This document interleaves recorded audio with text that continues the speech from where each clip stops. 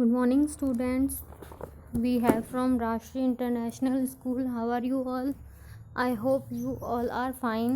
So let's start. हम chapter first read कर रहे हैं साइंस का फॉर क्लास 7. तो हमने यहाँ तक स्टडी कर ली थी. The sun is the ultimate sources of energy of all living organism. की जो सन होता है वो सभी लिविंग ऑर्गेनिज्म के लिए एक अल्टीमेट सोर्स है. किसका? एनर्जी का, ऊर्जा का. ठीक है. इसके बाद हम पढ़ते हैं can you imagine life on earth is in the absence of photosynthesis. क्या आप इमेजिन कर सकते हो बिना फोटोसिंथेसिस के लाइफ को? तो हम नहीं कर सकते क्योंकि फोटोसिंथेसिस ही एक ऐसी प्रोसेस है जिसके कारण हमें फूड अवेलेबल हो पाता है. अगर फोटोसिंथेसिस की प्रोसेस नहीं कर पाएंगे प्लांट्स तो वो अपना भोजन स्वयं नहीं बना पाएंगे, और अगर वो भोजन नहीं बना पाएंगे तो उससे हमें भी फूड नहीं मिलेगा. So in the absence of photosynthesis there would not be any food.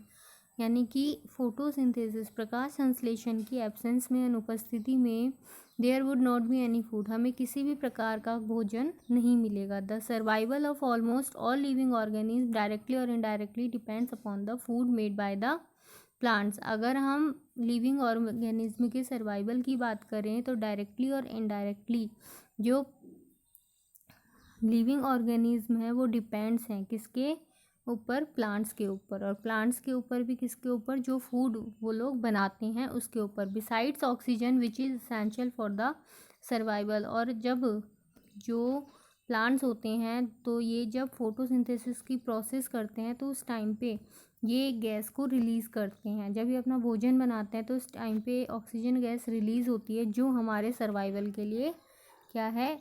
आवश्यक है. बिना इसके हम सर्वाइव नहीं कर सकते. ओके.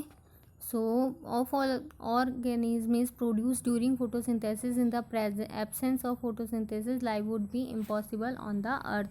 सो अगर ये जो ऑक्सीजन है ये प्लांट्स ही प्रोड्यूस करते हैं, तो अगर फोटोसिंथेसिस की प्रोसेस नहीं होगी तो फोटोसिंथेसिस की एब्सेंस में जो लाइफ सर्वाइव होती है किस पर? अर्थ पर, वो नहीं हो पाएगी. लाइफ नहीं होएगी कहाँ पर? अर्थ पे लाइफ पॉसिबल ही नहीं है. During photosynthesis chlorophyll containing cells of leaves in presence of sunlight use carbon dioxide and water to synthesize carbohydrates. यानी कि फोटोसिंथेसिस की प्रोसेस में क्या होता है? जो क्लोरोफिल होता है वो प्रेजेंट होता है लीव्स में. किस में पाया जाता है? लीव्स में पाया जाता है. और वही क्लोरोफिल सनलाइट की प्रेजेंस में क्या करता है? कार्बन डाइऑक्साइड और वाटर का यूज़ करके कार्बोहाइड्रेट यानी फूड सिंथेसाइज करता है, यानी फूड बनाता है. And the process can be represented in an equation. और इस जो प्रोसेस को हम रिप्रेजेंट कर सकते हैं एक इक्वेशन के थ्रू. वो ये है, जैसे कार्बन डाइऑक्साइड है, जब हम इसमें वाटर ऐड करेंगे तो सनलाइट की प्रेजेंस में ये जो क्लोरोफिल है ये सनलाइट की सोलर एनर्जी को केमिकल एनर्जी में चेंज कर देगा. और जैसे ही ये चेंज करेगा तो ये प्लांट्स अपना फूड बना लेंगे कार्बोहाइड्रेट के रूप में. और ऑक्सीजन भी एक गैस है जो ये रिलीज़ करेंगे जो हमारे लिए ज़रूरी है. ओके. तो देखो ये क्लोरोफिल है जो किस में पाया जाता है? लीव्स में. ठीक है. सो ये जो सेल्स के बीच में जो ग्रीन कलर का ये जो पिगमेंट दिख रहा है आपको, ये जो ग्रीन कलर है इसको हम क्या कहते हैं? क्लोरोफिल. और स्टोमेटा क्या होता है? लीव्स के अंदर स्मॉल से पोरस होते हैं यानी छेद होते हैं, उनको हम क्या कहते हैं? स्टोमेटा. तो ये एक सेक्शन है लीफ का. अगर हम यहाँ पे बात करें तो ये देखो गार्ड सेल्स हैं. ठीक है. ये वाली गार्ड सेल्स है और इसके अंदर ये जो ओपन हो रहा है, ठीक है, तो इसको हम क्या बोलते हैं? स्टोमा. क्या बोलते हैं? स्टोमा. ठीक है. और यहाँ से क्या होता है? जो प्लांट्स एनवायरनमेंट से CO2 लेते हैं या एनवायरनमेंट में को ऑक्सीजन देते हैं वो इसी स्टोमेटा की हेल्प से करते हैं. स्टोमेटा ही प्लांट्स के लिए हेल्पफुल है कि ये लोग गैस का क्या करें? गैस को रिलीज़ भी इसी से करते हैं और गैस को एब्जॉर्ब भी इसी से करते हैं. ठीक है. ये फोटोसिंथेसिस की प्रोसेस है. जैसे डायग्राम है, इसके अंदर क्या है? लीव्स जो हैं इसके अंदर क्या है? क्लोरोफिल. ठीक है. वाटर और मिनरल्स इनको कहाँ से मिल रहा है? सॉइल से. ये जो एनर्जी है सनलाइट की, इनको कहाँ से मिल रही है? सन से, ठीक है। During the process oxygen is released, और इस प्रोसेस के अंदर जब प्लांट्स अपना फूड कार्बोहाइड्रेट के रूप में बना लेते हैं तो उसके बाद ऑक्सीजन को रिलीज करते हैं। The presence of starch in leaves indicates the occurrence of photosynthesis. और ये जो स्टार्च होता है, स्टार्च भी एक कार्बोहाइड्रेट का रूप है, और जब ये पत्तियों में हमें देखने को मिलता है तो इससे हमें पता चलता है कि इस पेड़ ने फोटोसिंथेसिस की प्रोसेस करी है। स्टार्च भी एक कार्बोहाइड्रेट का ही रूप है, ठीक है। जब पेड़ पौधे अपना भोजन बना देते हैं तो उनको जितना यूज़ में लेना होता है वो ले लेते हैं, और उसके बाद बचा हुआ जो उनका फूड होता है वो स्टार्च के रूप में पेड़ के किसी भी भाग में, या लाइक इनके जो फ्रूट होता है, लाइक जो भी भाग को हम खाते हैं उसके अंदर स्टार्च जा कर के स्टोर हो जाता है। Okay, Boojho has observed.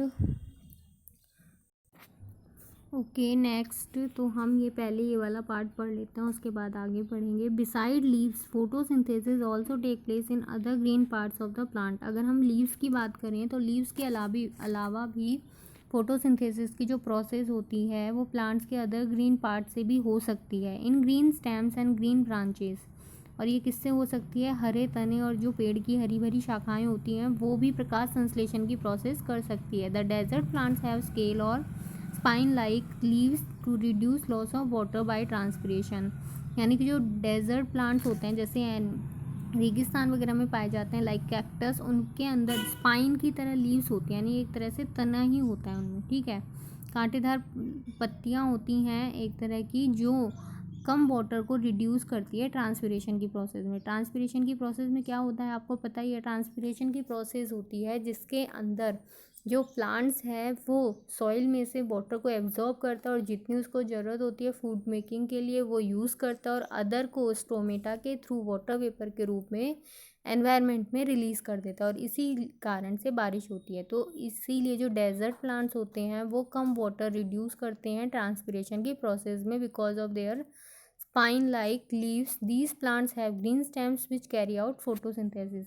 और इन प्लांट्स के अंदर ग्रीन स्टेम्स होती है, हरा जो इनका तना का भाग होता है वो फोटोसिंथेसिस की प्रोसेस करते हैं। ओके नेक्स्ट, ये क्या कह रहा है? Boojho has observe some plants with deep red, violet और ब्राउन लीव्स। बुजो ये ऑब्जर्व किया कि जो कुछ प्लांट्स होते हैं उनकी जो मतलब लीव्स होती हैं, किसी की रेड होती हैं, किसी की वॉयलेट होती है और किसी की ब्राउन होती हैं। So he wants to know whether these leaves also carry out photosynthesis. तो वो ये जानना चाहता है क्या ये प्लांट्स भी फोटोसिंथेसिस की प्रोसेस करते हैं। तो इसको हम पढ़ेंगे एक्टिविटी 1.1 में, बट हम इसको नेक्स्ट क्लास में पढ़ेंगे। आज के लिए आपके लिए इतना इनफ है।